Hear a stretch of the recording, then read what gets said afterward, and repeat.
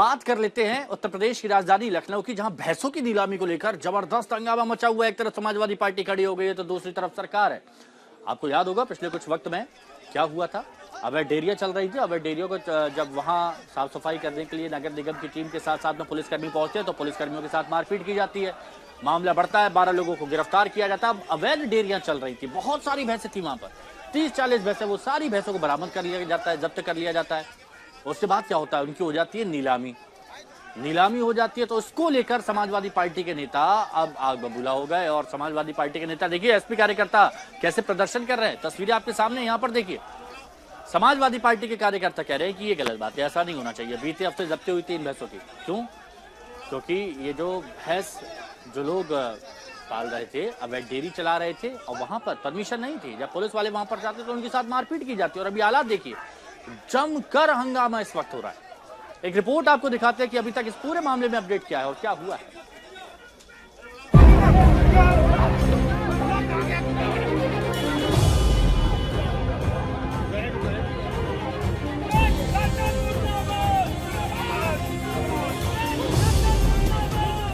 UP में भैंसों पर भिड़ गई सियासत।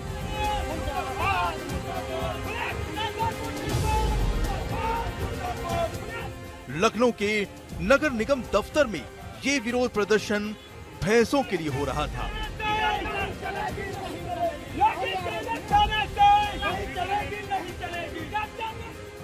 लखनऊ के बुद्धेश्वर पारा इलाके की अवैध डेयरी से 17 अगस्त को जब्त की गई भैंसों की 24 अगस्त को नीलामी हो रही थी।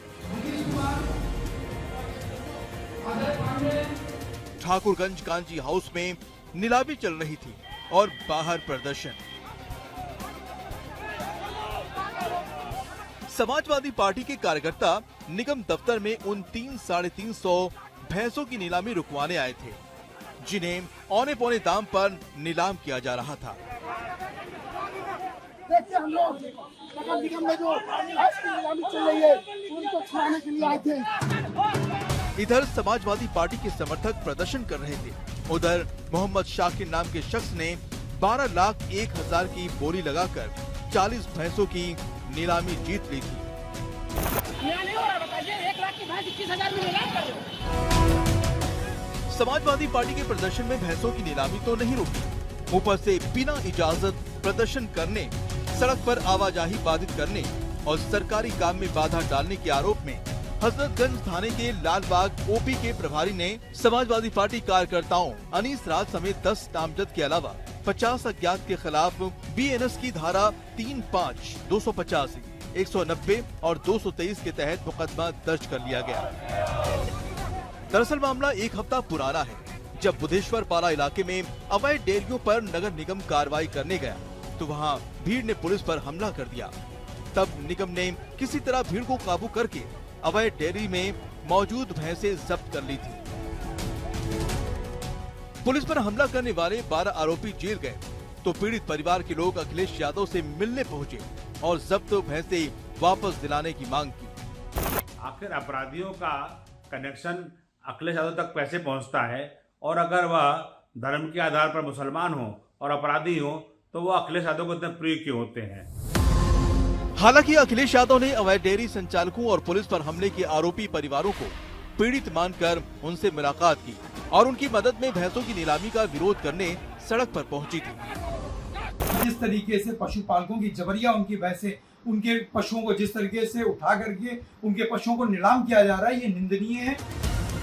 दरअसल 16 अगस्त को हुई कार्रवाई में पुलिस टीम पर हमले के बाद नगर निगम ने पारा इलाके की अवैध डेयरियों से 241 भैंस, 1 भैंसा और 1 पड़िया जब्त की थी। इन्हें कांजी हाउस में रखा गया और नीलामी के तहत बेचा गया। सारे मवेशी 58,89,000 में नीलाम हुए। बोली लगाने के लिए प्रति पशु 21,000 की बेस प्राइस थी। लखनऊ से बाहर के खरीदार के लिए 1,02,000 की जमानत राशि भी जमा कराई गई थी। पहली बार ऐसा हुआ है, ऐसे थोड़ा पैसा बेसिक जुर्माना लेके छोड़ा जाता था। पहली बार इस तरह की बड़ी नीलामी आयोजित की गई है।